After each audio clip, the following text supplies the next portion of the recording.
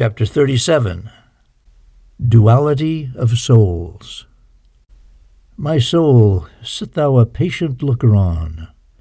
Judge not the play before the play is done. Her plot has many changes. Every day speaks a new scene. The last act crowns the play. William Shakespeare. I was in the scanning place waiting for Lialub. I was very excited about traveling to the past again to find a new card for the darkness. Lialub told me that this would be one of my most incredible experiences. But before I went on my new mission, I wanted to know more about the duality of souls that Lialub had mentioned to me after my return from Cleopatra's times. Lialub arrived, and he smiled at me. "How are you, Myra?" Lialub asked. "I'm happy to see you and very excited about my next mission," I answered. "I know you are, and I can assure you that this trip is going to be wonderful," Lialub answered. "Lialub, before you explain the reason for this mission to me, I'd like to ask you something," I said. "What is it?" Lialub wondered. "When I came back from Cleopatra's world, you told me that Isis was not the only soul in Cleopatra, but that there was another soul in Cleopatra's body as well. When you told me that, I felt that it might be me who was in Cleopatra's body also," I said. "What makes you think that?" Lialub asked. "I don't know, but when I was there, mainly at the time of Cleopatra's death, I felt like I had experienced that moment before," I confessed. Soul dualism, or a dualistic soul, is the belief that a person while on earth can have two or more souls. Normally one soul will constantly stay in the body, but the other soul or souls can leave the body and go back and forth, either to the light or to the darkness, or to another body. This belief of the duality of souls is real, and the duality exists, Lialub explained. "Is it common to have two or more souls within one body?" I questioned. "Today it is not very common, but it is not uncommon either. However, 2,000 years ago it was widespread because the population on Earth was small, and the light and the darkness created new souls, and there were not enough bodies to hold them. Today, as per the game rules, it is used by the light and the darkness on no less than 11% and no more than 22% of the total reincarnations taking place. Let me explain it to you. You know why we're here. The light and the darkness are fighting a war to determine who can control the evolution of humanity. We have 11 Egyptian tarot cards, as each of us has control of half of the 22 major arcana cards. However, 52 minor arcana tarot cards are being played in this game as well. In the beginning we divided them, and over the centuries they have played an important role in this war. The duality of souls helps either the light or the darkness to expand our dominance in the world of the humans further," Lialub continued. "But how does that work?" I wanted to know. Let me start with traditional beliefs. Traditional Chinese philosophy tells us about two types of spirits or souls. They named them the Hun and the Po, which correlates with the more popular Yang and Yin, respectively. According to this philosophy, every human body has both a Hun spiritual associated with Yang.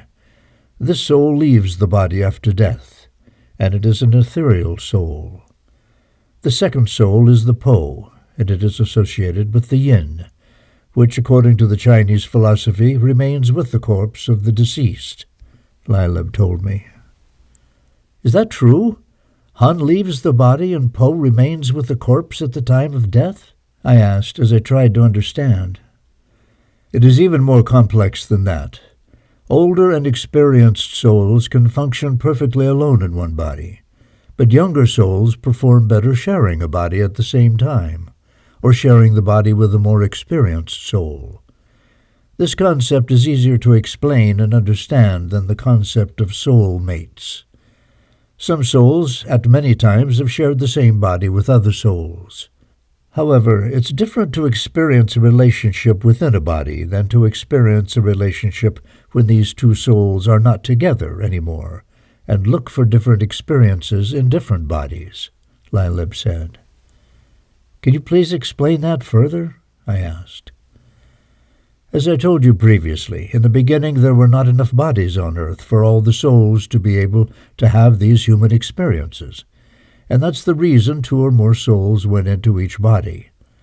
With the expansion and growth of the human population, there was no need anymore to share human bodies. However, many of the souls did not want to be alone in a body. Remember that human experiences are painful, and 2 souls together can bear the pain better than just one.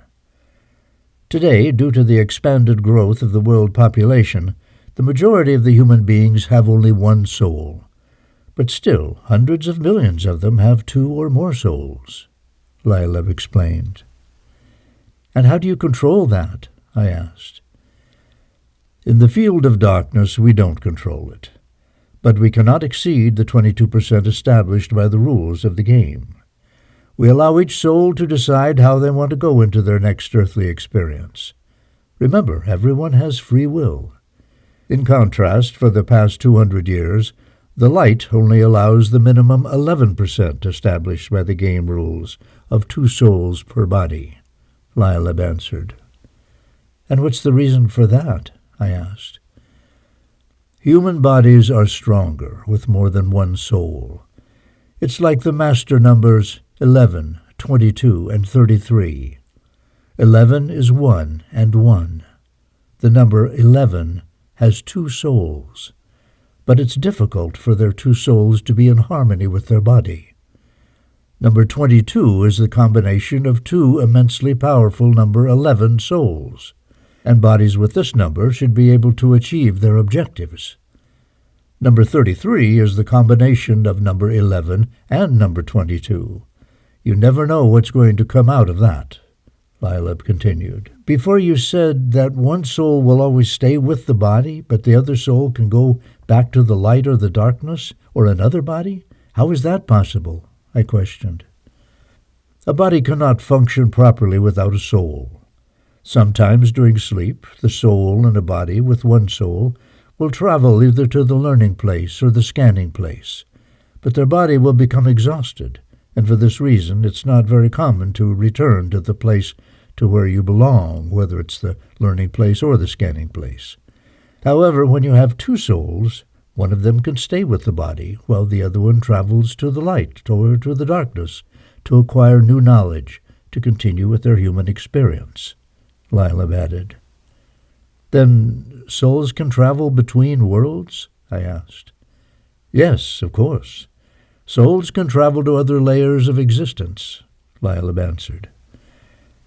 Can a soul come from the light and another one from the darkness and occupy the same body at the same time? I wondered. That's a good question, and the answer is yes. 1 soul from the light and 1 soul from the darkness can share the same body at the same time on Earth, Lilib explained. How is that possible? I asked. During many reincarnations, some souls have been together body after body. At the time of death in one of their reincarnations, one of the soul has chosen the light, and the other soul has chosen the darkness, or vice versa. However, their affinity and their soulmate's belongings have not abandoned them. Remember that souls get attached to the earth. Every time a soul comes back, it comes back more and more human, and loses part of the original divine energy. Human affections increase reincarnation after reincarnation, and even belonging to different places, they still want to be together, Lilib said. Is it possible to switch from light to darkness and vice versa? I queried. Yes, it is possible, and it is prevalent. Every life experience leaves an imprint on the soul. When you return to this layer of existence, you begin recovering all memories, feelings, and emotions from your previous earth existence. Light and darkness then approach you, but I can tell you that it is more common to abandon the light and join the darkness than the other way around. Today, 3 in 5 of the souls on earth are with us, and we expect that when you finish your mission, we will win this war, Lilib confided. You never explained my mission to me. You asked me to travel in time to find the cards, but what is my real mission? I asked. Myra, you are one of the 2 souls chosen to incarnate the Lover's card of the Egyptian tarot, Lila told me. What? What did you say? I wanted to know.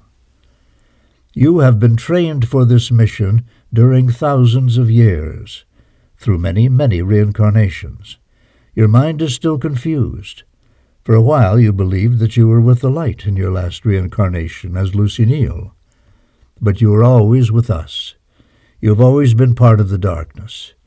You are one of the main cards in this game, and for this reason your memory is very selective. We went over things with you as if you were a new soul coming to the darkness. But you have always been with us. Eventually you will remember everything, Lileb explained. Now I am baffled, Lileb, I said. I understand your confusion, Myra. Why do you think that I am with you? Lileb asked me. I don't know. You're one of the most powerful entities in the darkness, and yet you are spending a great deal of time with me. Why, Lileb? I asked. You are part of the last card that is played by the light and the darkness. After the victory of the darkness in our confrontation with the light, we decided to play a game with the 22 major arcana cards of the Egyptian tarot, Lileb said. But why the Egyptian tarot? I asked. Egypt was the first real civilization to emerge after the destruction of Atlantis and Lemuria, and this is the reason why we chose these cards to play the game. The light received 11 cards, as did the darkness. The Lover's card, originally belonging to the light, was divided in 2, half for the light, half for the darkness. It is you who will be the player for the darkness, Lileb explained. Who is the player from the light? I asked. You know him very well. You have been his soulmate in various reincarnations, and you were with him in your last reincarnation, Lileb told her. Who is he? I asked. You know him as Dr. Sebastian Stain-Comote, Lileb admitted. Dr. Comote? I said surprisingly. Yes, old Dr. Comote. You know something, Myra? What? I asked. Your card and Dr. Comote's card have already been played. In the final part of this game you will have to replay it again, Lileb said. I don't understand this, I confessed. Since the Lover's card is a dual card, like the duality of souls that we were talking about at the beginning of our conversation, the card was not handed either to the light or to the darkness. It's the last open card to end this game. You will have to go back to 16th century Spain, and you will go over your entire relationship with Dr. Comote. You will try to convince him to hand his half of the card to the darkness, and he will try to convince you to hand your half of the card to the light. Both of you will be conscious of your mission before you go to play the Lover's card. But once you are in battle, you will not be aware of it. The details of your life will have a revival, and a battle of minds and wills will take place with a final bounty, the destiny of humanity, Lileb said. And where in Spain will this battle take place? I wondered. In La Mancha, in the 16th century. You will replay your life as Dulcinea, and Dr. Comote will replay his life as Don Quixote, Lileb told me. The man of La Mancha, Don Quixote, and Dulcinea.